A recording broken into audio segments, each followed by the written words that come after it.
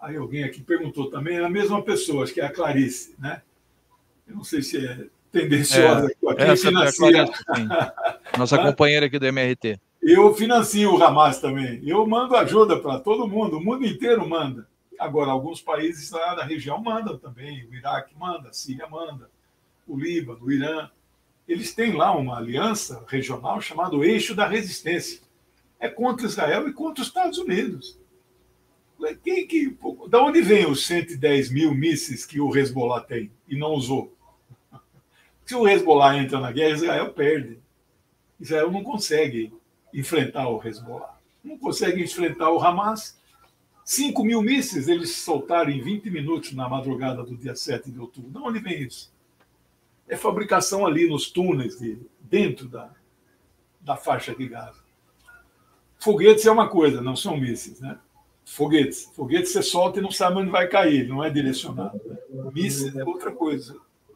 O Hezbollah tem 110 mil mísseis.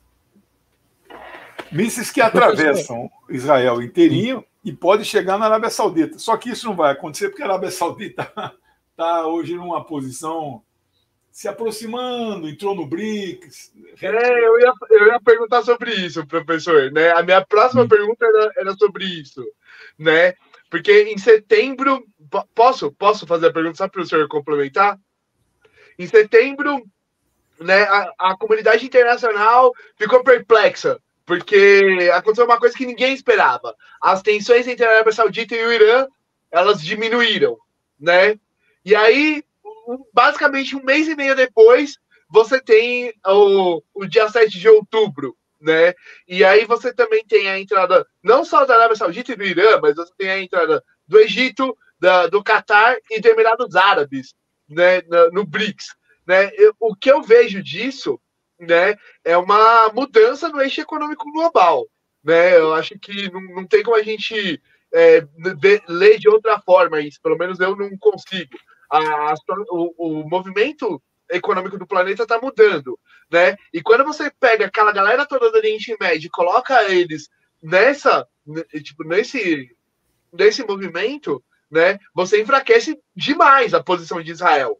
Né? Você acha que isso tem alguma coisa a ver com o que está acontecendo agora, com o conflito na Palestina? Ou você acha que são fenômenos isolados? Não tem nada isolado. Eu posso te dar aqui 5 grandes fatos que aconteceram nos últimos 2 anos, só 2 anos, para não retroceder muito, para mostrar como os Estados Unidos estão decadentes, apesar de serem ainda... Eles não são mais hegemônicos, mas eles são muito fortes ainda. Não dá para negar isso. 838 bases militares, quase 1 trilhão de orçamento militar, não é brincadeira. Não é? 11 porta-aviões nucleares, ninguém tem isso. O que tem mais depois deles é a China, com 3. Só um é nuclear, os outros 2 são eletrodiesel. Então, eles são uma grande potência ainda, mas decadente. Uma potência que não é mais uma potência econômica. Eles têm um PIB de 24 trilhões de dólares, devem 33. Um PIB meio. Né? Como diz Larry Summers, ex-reitor de Harvard, né? Ele é de uma corrente lá nos Estados Unidos chamada declinista. Ele diz assim, como pode o país mais devedor do mundo ser a maior potência do mundo? É impossível isso ser. Tem alguma coisa errada. Né? Mas eles são. Paul Kennedy, professor que publicou o clássico Ascensão e Queda das Grandes Potências, um livro de 1986, mas deve ser lido, que ele estudou impérios. Né? Todos os impérios seguem esta curva. Nascimento, desenvolvimento, apogeu, decadência e desaparecimento. Os Estados Unidos estão bem aqui, mas não desapareceram ainda. A conclusão dele é que quando os impérios estão para desaparecer, eles ficam violentíssimos. O otomano já estava em decadência, mas ele teve que fazer uma guerra junto com a Alemanha e com o Império Austro-Húngaro. Né? Lembra? Vocês estudaram história, gostam de história, né? Sim, eu gosto. Como Marx dizia, só existe uma ciência, a ciência da história. Tem que estudar essa história. A tríplice aliança. 3 eixos, 3 impérios do mal. Então, o Império Otomano, decadente, mas ele era agressivo, precisava ser. Né? Bom, então, os Estados Unidos são muito agressivos. Só que eles estão perdendo. Vou dar os exemplos que eu falei que ele daria para vocês. Em Por favor, 2021, estamos todos ansiosos por isso, professor. em 2021, depois de 10 anos de guerra contra a Síria, nunca falem guerra civil na Síria, porque os sírios ficam bravos se você falar isso para eles. Nunca teve guerra de sírio contra a Síria. É uma guerra de fora para dentro. E o que eles fizeram durante 10 anos? Financiaram o Estado Islâmico, que é um Estado terrorista, que é terrorista, não é nem Estado, não é nem Islâmico, porque o Islã não propõe cortar a cabeça de cristão. Né?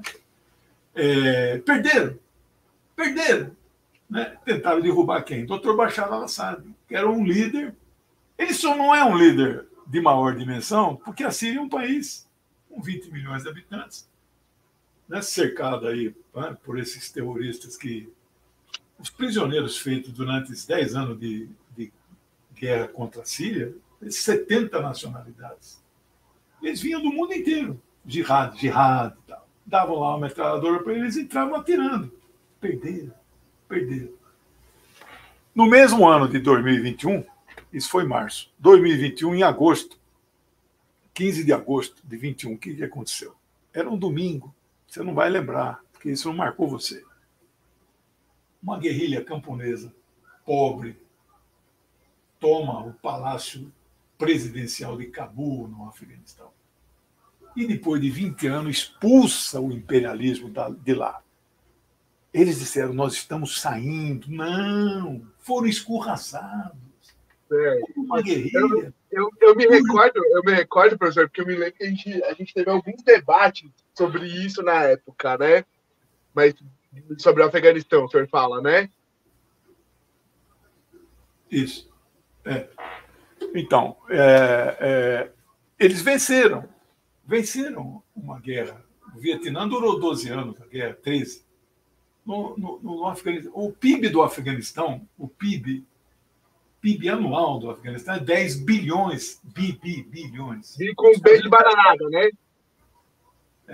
Os Estados Unidos gastaram 2 trilhões de dólares em 20 anos para destruir essa guerra e não conseguiram. Aí você caminha um pouco mais, você chega em fevereiro de 2022, quando depois de 8 anos atrasado, o Putin reconhece isso, demorou para dar uma resposta, porque era um genocídio do povo russo que morava em Donbas, já tinham matado quase 20 mil. Ele faz as operações militares especiais. A guerra, naquela guerra, ele não chama de guerra, mas a gente, né, para não ficar falando operações militares especiais, guerra. Né? Guerra. Em 2 meses a guerra acabou. Agora veio à tona, né? Você lembra, março, abril do ano passado, houve as primeiras conversas lá em Istambul, patrocinadas pela Turquia, negociação, né, paz, etc. A Ucrânia mandou uma delegação, né? Agora veio à tona, né? Um senador estadunidense e um senador ucraniano, né? Conversando, eles reconheceram que o Zelensky não foi autorizado a aceitar o acordo de paz, porque o primeiro-ministro da Inglaterra, Boris Johnson, falou, não, você não manda nada, nós é que mandamos. Nós vamos encher vocês de armas e vocês vão continuar o... Naquele momento, nem as 2 repúblicas de Donetsk e de Lugansk, que eles não queriam ser anexadas à Rússia, eles queriam se transformar em repúblicas populares, né? Sim. Nem elas não tinham sido ainda conquistadas. Resultado, passaram 620 dias de guerra, eles anexaram essas 2 e mais 2, Kherson e Zaporizhzhia. Então, a Ucrânia perdeu 1/3 do território para a Rússia e consolidou o total domínio da Crimeia. Se hoje, por acaso, eles toparem que há pressão para que a Ucrânia faça, né, sente à mesa e comece a conversar. O que é que tem para a Rússia ceder nesse momento? Mais nada. Acabou, passou. Né? Então, perderam. Perderam na Síria, perderam no Afeganistão, perderam na Rússia. Estão perdendo, neste momento, na Palestina. Estão perdendo a batalha no Pacífico. A China é hoje a grande, está sendo nesse momento na China um evento mundial, 70 países, a discussão sobre socialismo e marxismo. É um evento magnífico, está sendo realizado lá. Então, hoje o eixo do mundo mudou. O eixo do mundo hoje é na Ásia, Ásia-Pacífico. Né? E o que faz os Estados Unidos?